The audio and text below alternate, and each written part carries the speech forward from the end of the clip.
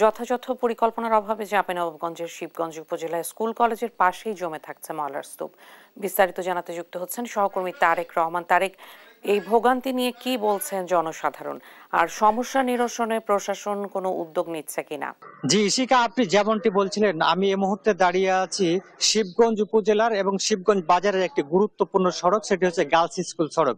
এই girls school ছাড়াও কিন্তু আমার পিছনে একটি প্রাইমারি স্কুল রয়েছে, যেখানে শত শত শিক্ষার্থীরা পড়াশোনা করেন এবং প্রতিদিন তারা কিন্তু যাতায়াত করেন।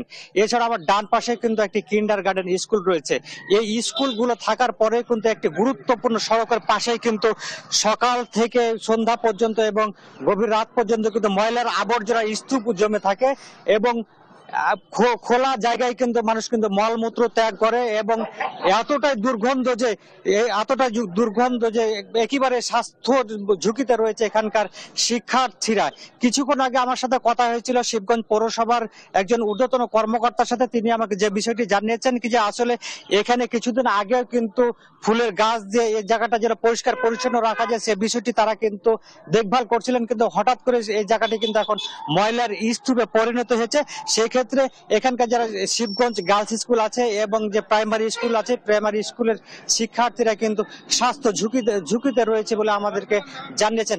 আমরা এই মুহূর্তে একটু জানতে চাই, এখানকার একজন বৈষম্য বিরোধী ছাত্র নেতা আছে, তার কাছ থেকে জানবো কি যে আসলে এই যে ময়লার ভাগাড় থেকে সেক্ষেত্রে আপনাদের কি কি সমস্যাগুলো হয় একটু যদি সংক্ষেপে বলতেন। এখানে সব থেকে বড় সমস্যা যে এখানে প্রাতিষ্ঠানিক ভাবে এখানে ময়লার স্তূপ করা হয়েছে, কারণ পৌরসভার যে গাড়িগুলো তারা এখানে এসে ময়লা ফেলে এবং এখান থেকে ময়লা তুলে।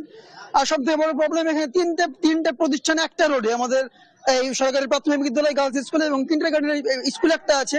সকাল 7টার দিকে তারা যখন এখান থেকে যাতায়াত করে, 7:30টার দিকে যাতায়াত করে, ঠিক সে সময় এখানে ময়লাগুলো ফেলে। ধন্যবাদ আপনাকে।